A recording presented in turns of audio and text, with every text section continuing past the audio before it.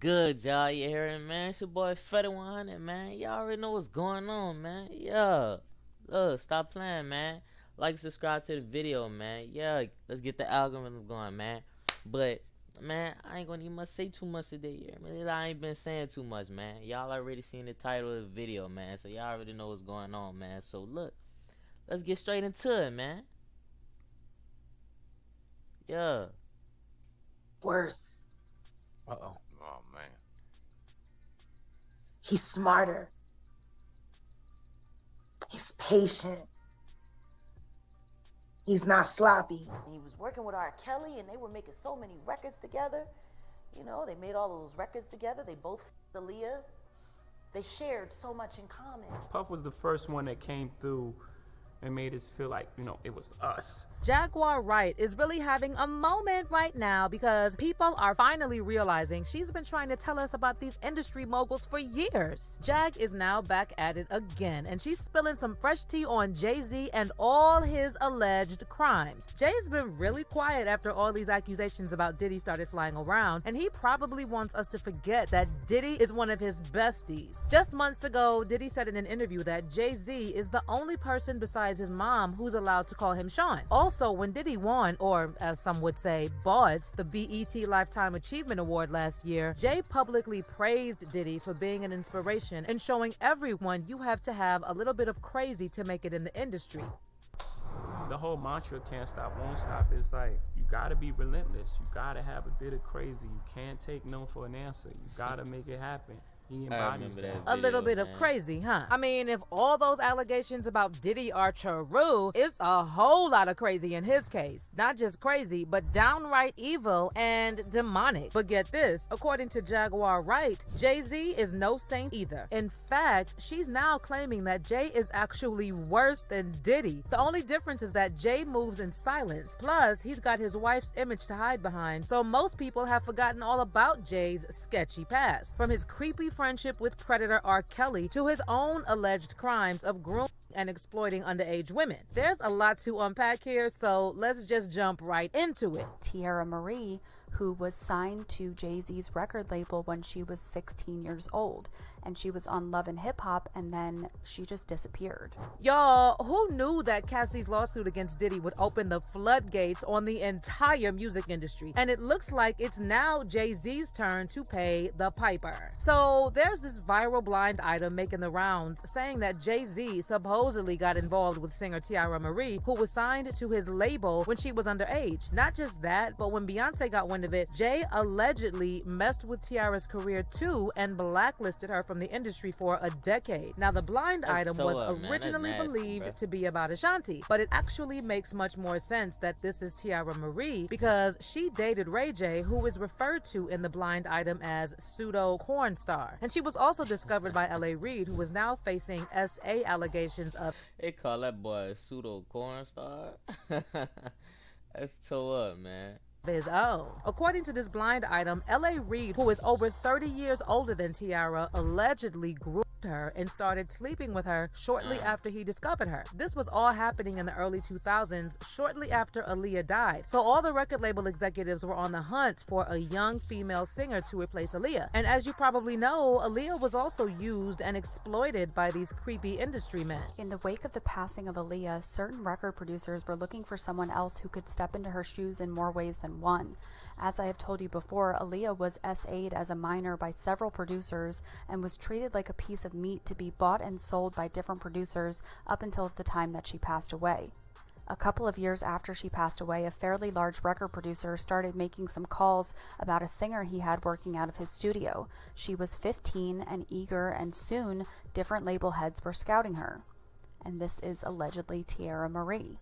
When they heard her voice and then saw how she looked, they started scouting her even harder. She was sleeping with one of the producers, the one who made the initial calls. Around this time, Ray J became interested in Tiara and wanted to take control of her career. He then allegedly brought her to the attention of Jay-Z, and Jay signed her to Def Jam when she was just 16 and started mentoring her. But the blind item claims that Jay was doing more than that. Soon, she was sold to this pseudo corn star and celebrity sibling. Can also take a guess at that one. He loves controlling vulnerable women. It is his specialty. Anyway, he started controlling the career of this singer. He brought her to the attention of this A-plus list rapper and mogul, allegedly Jay-Z. And he signed her to a deal. By the time all of the ink was dry, she was just shy of being legal. But that didn't stop the mogul. He liked to sample the new talent. He was sampling her on a fairly regular basis, but he was also involved with the current A-plus list singer who was in his face every day. And this could allegedly be Beyonce. So we know that Ray J and Tiara started dating in 2006. They were very public with their romance, and they were involved with each other for 9 years on and off. Now, what makes that interesting is how Jay-Z dropped Tiara from his label that same year. After Jay signed Tiara to Def Jam, he worked closely with her on her first project, and she dropped her debut album, Rockefeller Records Presents Tiara Marie, in August 2005. That album was pretty successful, hitting number 5 on the Billboard 200 chart. And by the end of the year, Tiara already started working on album number 2. But then, out of nowhere, production stopped halfway through, and Tiara got a call right before her high school graduation telling her that she was getting dropped. Tiara later said in an interview that Jay-Z ghosted her and never reached out personally to explain what went wrong. And this was after he tried to portray himself as a father figure. I'm no longer on the label because, well, to be honest with you, I don't know why I'm no longer on the label. But I know that I just took some time off to finish school or whatnot, and then, you know, in the midst of that, I was in Detroit, and I just got a phone call, like, I think I was getting ready for prom or something, and they were like, you know, we're going to be letting you go. You're young. You have a bright future ahead of you. You know, the womp talk, and that's how it happened. I was shocked. I was sad because Jay didn't call me himself, you know, Jay Brown called me, and I was, you know, confused because I didn't know why.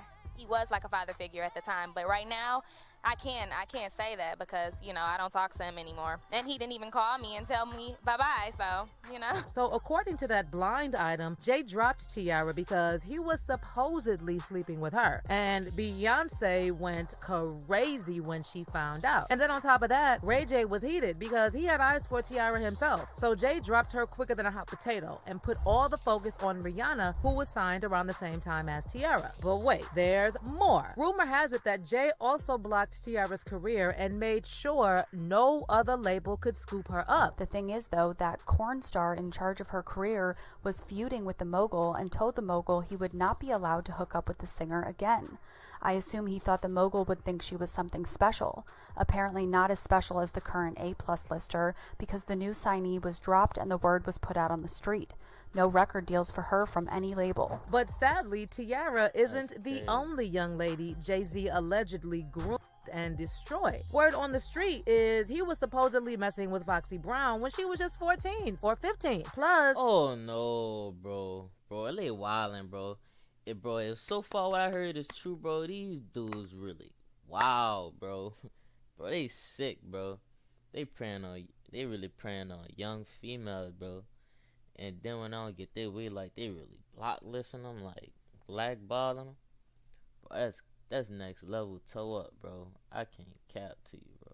he also met Beyonce when she was 16, and he was pushing 30. Now, Beyonce later claimed they didn't start dating until she was 18, but who actually believes that, considering Jay-Z's past and his close friendship with predators like R. Kelly? Speaking of R. Kelly, for years, there's been talk about Jay-Z having some role in Aaliyah's tragic death because she supposedly turned him down, and he was jealous that she liked Dame Dash more than she liked him. So, for those of you who don't know, Aaliyah's creepy uncle Barry Hankerson introduced her to R. Kelly when she was just 12 years old. And this disgusting P-word R. Kelly ended up marrying Aaliyah when she was 15 by using a fake ID. Just very close. He's my best friend. Yeah, cool. Now, who found him in the whole wide world? I found Leah. As a matter of fact, Barry Hankerson, my manager, who's her uncle, told me to go up to Detroit and hear her sing. Once I got up to Detroit, I didn't have to. Freedom. Man, Freedom is why I love doing crazy, apartment bro. deals, just like the one you're seeing on the screen now. And the good news, to hear her sing because she was glowing. But according to Dame Dash, even after Jay-Z found out what his friend R. Kelly did to Aaliyah, he stood by him. In fact, Jay started recording his joint album with R. Kelly shortly after Aaliyah died. And that's when Dame said he realized something was morally wrong with Jay-Z. But what happened was, as soon as it came out, the tapes came out. So karmically, it couldn't breathe. It already destroyed. But then years later, they tried to do the tour. The best of both. Yeah, but it still didn't work out. But I wasn't a part of any of that, and the karma happens. But the thing I didn't understand is I was like, I know I'm not with that. And because of the moral challenge and him choosing one way, I knew morally we weren't the same. So to me, Rockefeller was it was over. I couldn't with it. It was something that to me was just like, not to say unforgivable, but I couldn't understand it. You know what I'm saying? And then I didn't understand how people didn't, I thought, well, then the people aren't gonna have that. What's also suspicious is that the same year Aaliyah passed, Jay-Z and Beyonce stepped out in public with their romance, and that's when Beyonce's solo career took off. Jaguar Wright spoke about this before, and she said that there are way too many strange things lining up to not question if Jay-Z had a hand in Aaliyah's tragedy, because he climbed that ladder by allegedly taking out all his rivals. The first time I ever saw Jay-Z or even heard him spit a rhyme was at an MC battle, street battle in New York. But he didn't show up as Jay-Z. He didn't show up as the hottest rapper on the street. He showed up as the that was with Big L. Rest For in those peace. of you. Rest in peace, Big L. Rest in peace, Big L. One of the That was the dopest. sensei. One of the dopest. Yes. Big L was who put Jay-Z on. Without question. And then Big L died, and then the next thing you know, Jay-Z.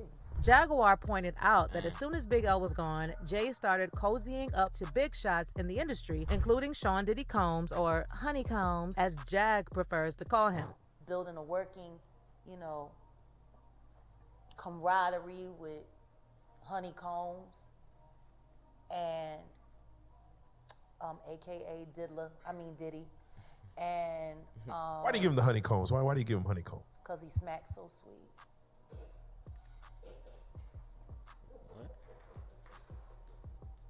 That sodomite. And then Jaguar also said that the reason Jay-Z never turned his back on R. Kelly, even after he did what he did to Aaliyah, is because he might be guilty of the same thing. And he was working with R. Kelly, and they were making so many records together. They made all of those records together. They both Aaliyah. They shared so much in common. Whoever talks about best of both worlds? Nobody talks about that. Nobody talks about this yet. Nobody talks about that project. That nigga swept that smooth under the rug. Why?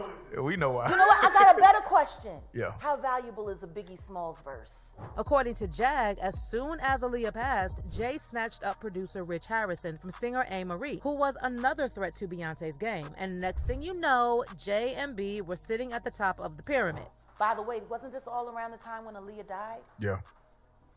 And Beyonce's solo career was struggling? Jam on your horn now, that fucking bullshit record. From the Austin Powers, some of the worst. They were having a hard time taking her solo.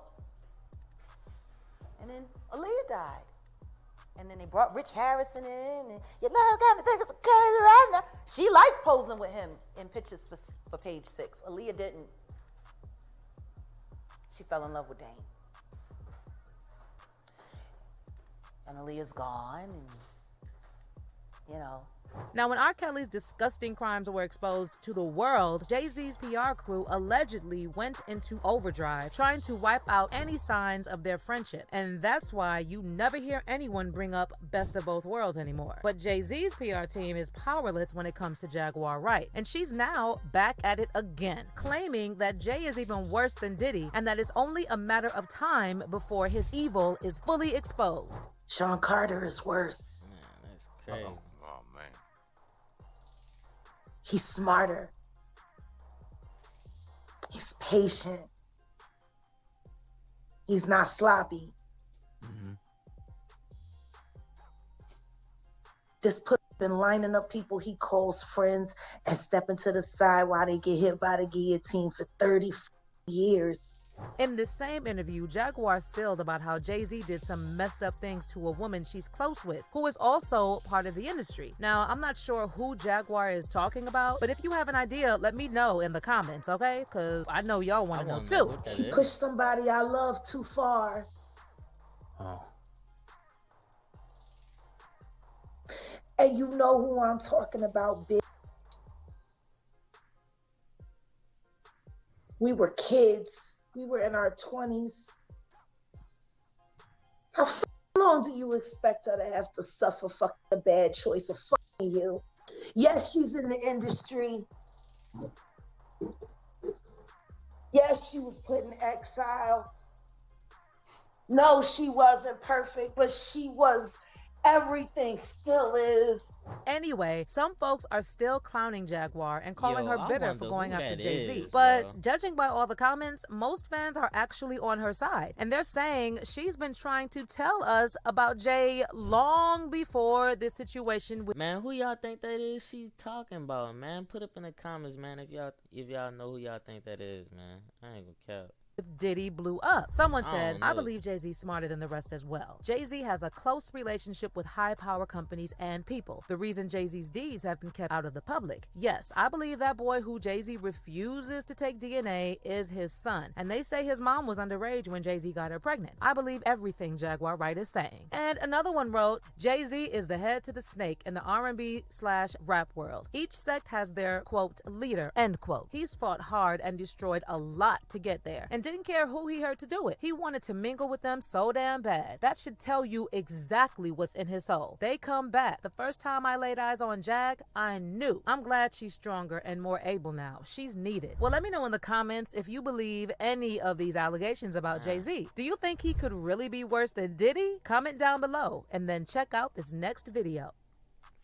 Man, that's crazy, man. But hey, that's the end of the vid, man. Hey, like, subscribe to the channel, man. Hey, until next time, man. For the 100 game, man. We out, you dig? Yeah.